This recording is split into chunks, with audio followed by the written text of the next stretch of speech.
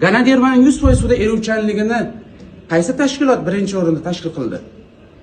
Janob Liasosning boshchiligida Ganoexel.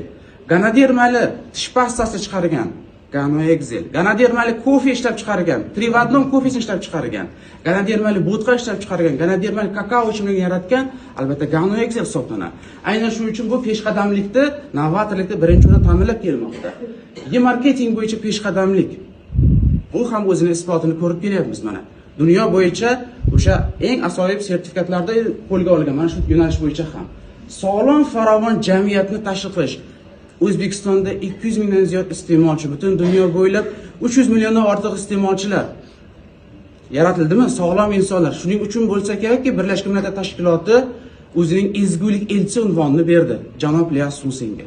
Aynan bu sog'lom farovon jamiyatni tashkil qilayotganligi uchun. Ganoexelni jahon brendiga aylantirish 130 dan ziyod davlatda Ganoexel faoliyat olib bormoqda, mahsulotlar iste'mol qilinmoqda.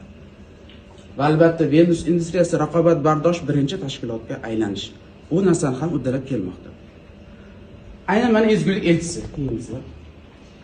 Va yana bir asosiy jihatga ahamiyat beraylik. Ganoexelning eksklyuziv hamkori Gano Show O'zbekistonda qanday hamkorlikni yo'lga qo'ygan?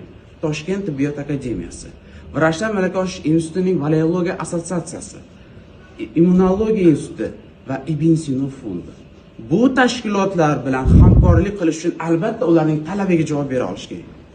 Aynan shu narsani amalga oshirib ketganchiman 23-avgust 2019-yil Vrachlar malaka oshirish institutida O'zbekiston bo'ylab 200 dan ortiq amaliyotchi shifokorlar bilan birgalikda xalqaro miqyosda Qozog'iston, Rossiya, O'zbekiston, Tojikiston, Singapur, Malayziya olimlari bilan birgalikda xalqaro konferensiya o'tkazildi. Onalar va bolalar salomatligida Ganoexel mikronutriyentlarning roli bo'yicha.